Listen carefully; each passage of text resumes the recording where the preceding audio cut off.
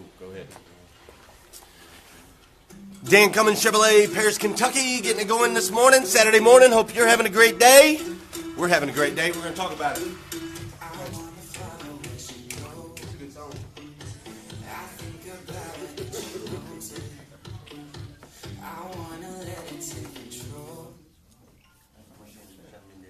All right, good morning.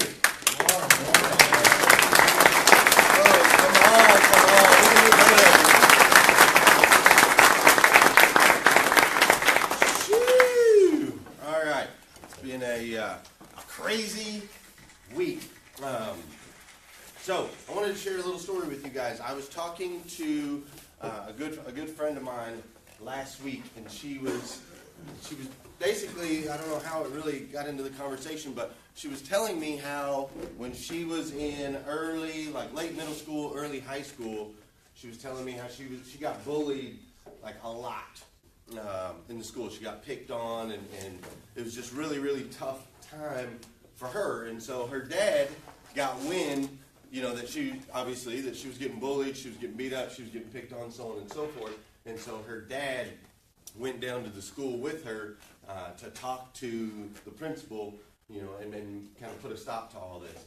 So they go down there, and the principal, I guess, was a really big guy. The way she described it, he was just a really big guy. And so they go down there, and her dad, and they meet with the principal. And as soon as they get in front of the principal says, "Hey," and it says the guy's name. I don't remember his name right now. Let's just use Mike, okay?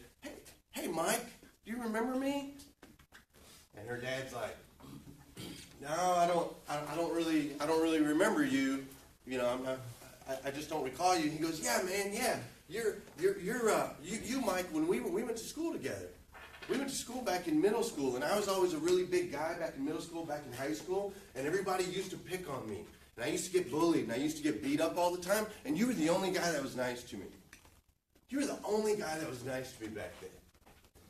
Needless to say, his daughter didn't get picked on in school anymore. The principal made sure of that.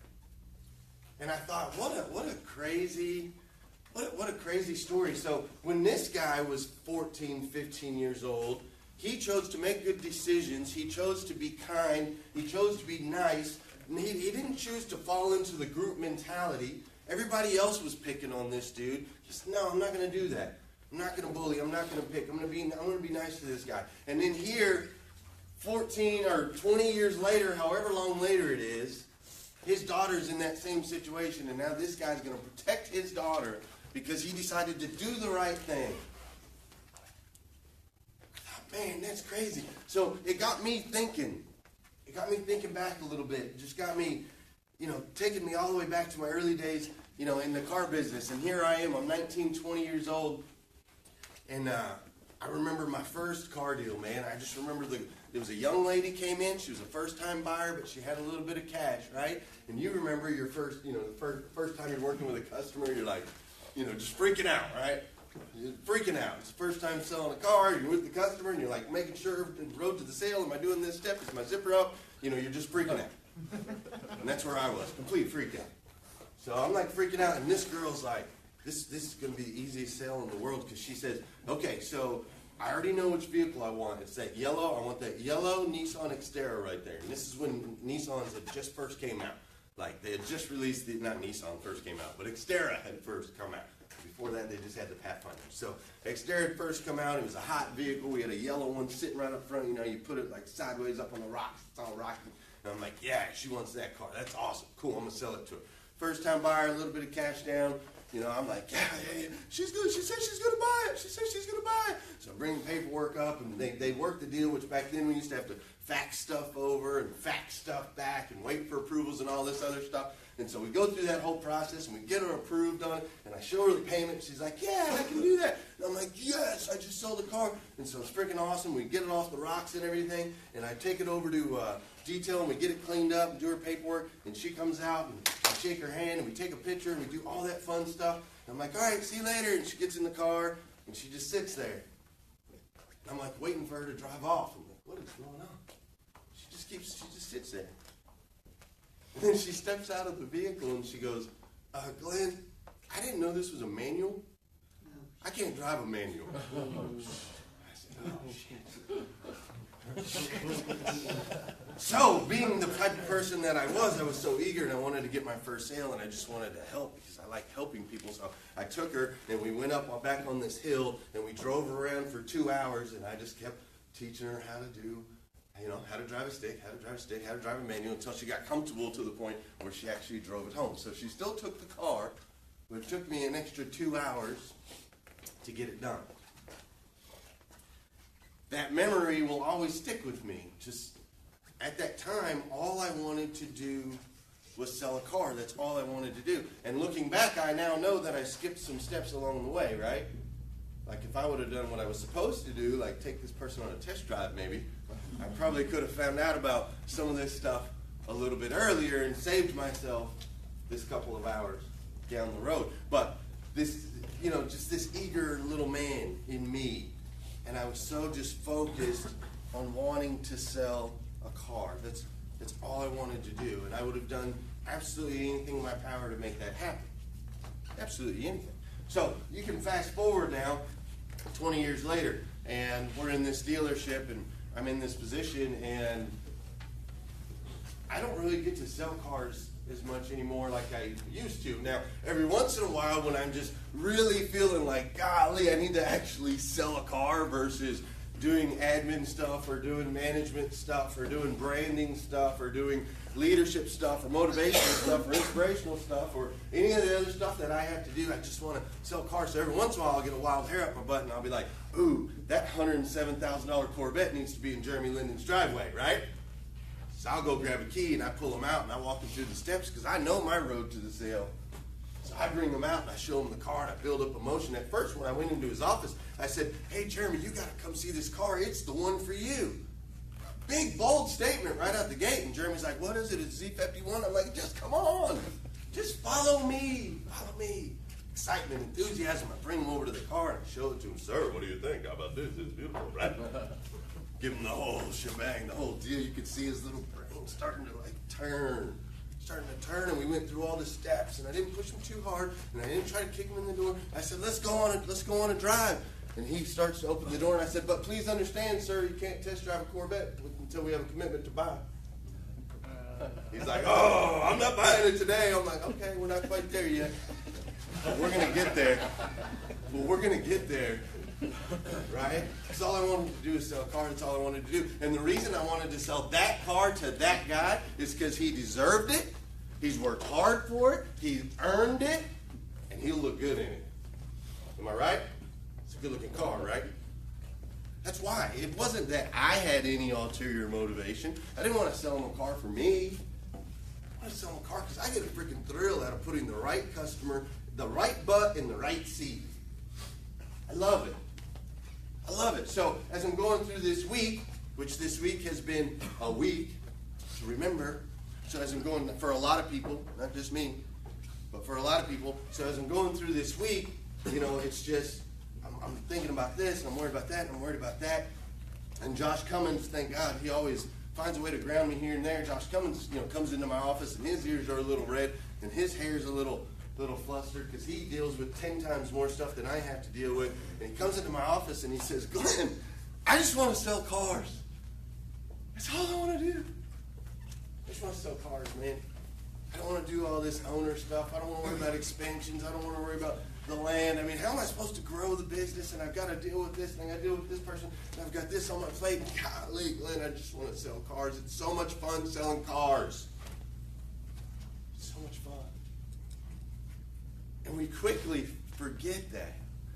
It's crazy, at first all I wanted to do was sell that girl a car. That's all I wanted to do. Take care of her, sell her a car. And then that quickly became, well, wait a minute, I want to do finance. At first it was like, okay, all I want to do is I want to make, if I can make $3,000 this month, it'd be awesome.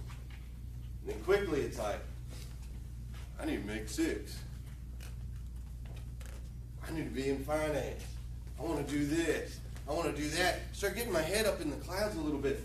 And so as I'm progressing through my career, and my career did progress, rather rapidly, the further I got away from selling cars, the harder it was for me mentally, physically, and morally, because as you start to get into these upper levels, you start hitting these higher levels of achievement, the Bible will tell you, as you rise, the devil sees you on his radar, and he'll come in for the attack. He'll start to attack. You know, who says it? Another level, another devil. I think that was Tyrese that talks about that. Another level, another devil. As we start to climb, we get under attack. And it's because sometimes we forget how important where we were was.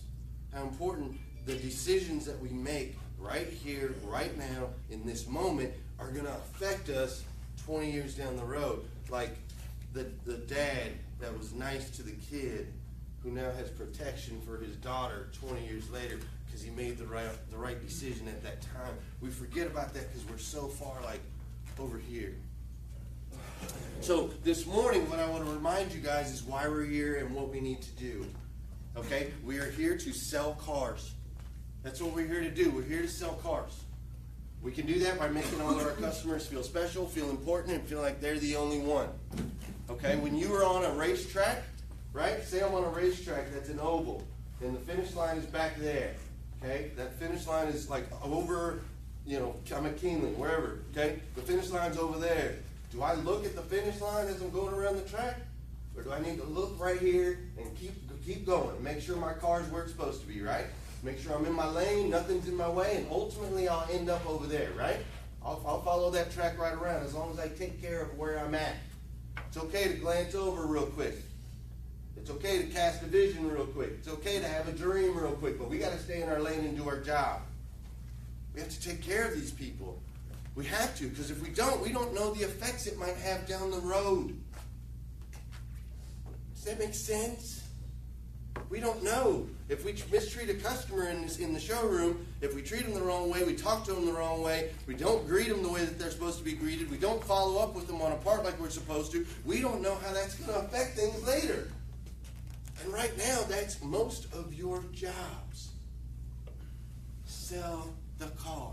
Take care of the customer. Let me deal with the BS. The stuff that sucks. Like having to replace personnel. Don't need advice, don't need your tips, don't need your opinions. I'll put it together. Hopefully by now you guys know me. I've taken care of this dealership for almost 7 years now. We've had a 600% increase in sales over the last 7 years now. We will continue to increase in sales over the next 7 years. Because I will always, always, always try my best to do the right thing in every single situation. So I appreciate everyone's aspirations. I love that you guys are all looking over and seeing a finish line and going, one day I got to get there. I get it. I love it. Take a glance. I need you in your lane. I need you to sell cars. I need you to take care of our people, take care of our customers. Every minute of every day. That's the fun stuff. I promise you, what you're doing now is the fun stuff. It's so much more fun to just sell cars. Take care of people. We're doing a great job here. As you can see, our Facebook rating is 4.4, Google rating is 4.7, Cars.com 4.9. We've got a massive amount of reviews that have been pouring in. DealerRater, 867 total reviews for a 4.9. Yelp's our only bad one, 2.5 star rating, but we only have 5 reviews. Nobody really uses Yelp. So you guys are doing a great job of taking care of our customers. We're getting a lot of reviews. We're continuing to build our brand, to build our image. We continue to do the right thing every time, take care of people, and it shows. This right here, this is so important. This is our future. Okay, if people are talking good about us, we're doing the right thing, they're sharing the good word. You guys know how the word spreads, right? Right? Around here it's like, lights up like wildfire. It's the same thing on the internet. Okay, let's read a couple of these reviews. If I can find them, they changed the whole dashboard on me. Where do I go now? Do I just click here? Sure. All right, let's see. Great salesman, Jason Dotson got me in a great car. I'm telling everybody to go to Dan Cummins for their next car or truck. Nice job, Jason.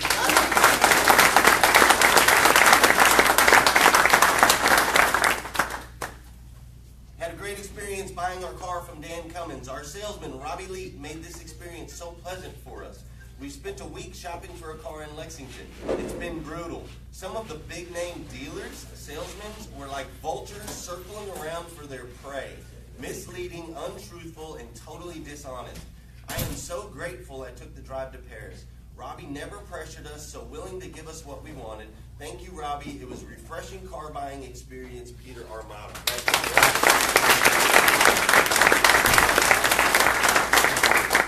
Let's dig into that real quick. Have you guys ever heard that before? Like vultures circling around for their prey. Golly. I mean, that's ruthless, right? That's brutal, man. And that exists out there. I promise. It's in dealerships all over this country. This is what we're up against. Like, do you think this person would actually, like, say that to their face? No, right? They wouldn't say, like, hey, Mr. Salesman, you're like a vulture circling around me right now. Like, you need to back up. They won't say it, right? But online, behind the protection of a computer screen, that's vicious. And that's what you're up against. On every single customer you talk to, on every single car deal, this is what we're up against.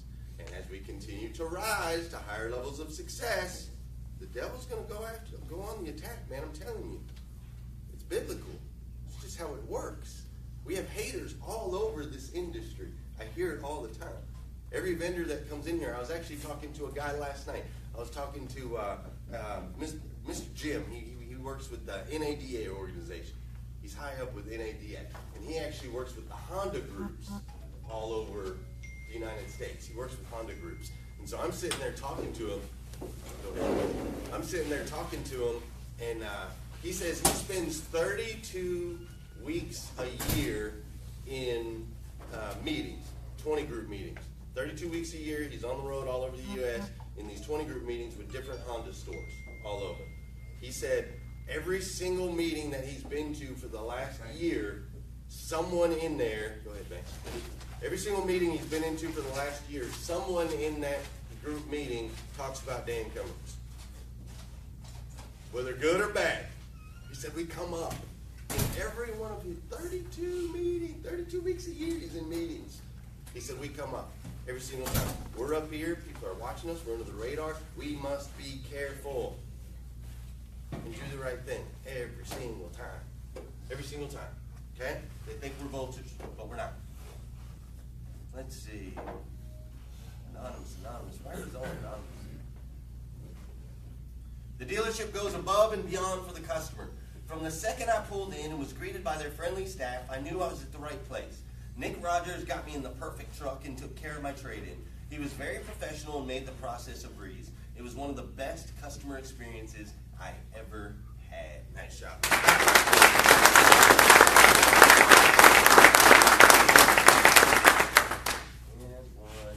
Excellent sales experience all the way. Our salesman Manuel was very friendly, very helpful. This is our second time buying a car from here. We will come back for our next car. Nice shot. Uh-oh, Mo and Jordan made buying a truck a good experience. Good job.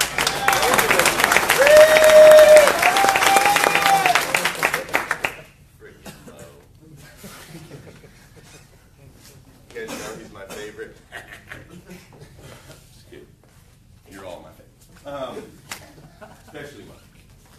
Okay, so, seriously, let's take a deep breath. Come on. What we do is fun, man. Like, we have a fun job. Think about it. You know, we're surrounded by, like, sexy cars and sexy people. Did I tell you guys about that review? Somebody left a review the other day that was like, sales experience was great, but the staff is gorgeous. That was their review. I was like, they must have worked with me. So I was like, but we've got beautiful people around here, man. And we've built something really, really, really special in the industry. And sometimes, you know, sometimes bad things happen. Sometimes we hit bumps along the road, and they affect us all, you know.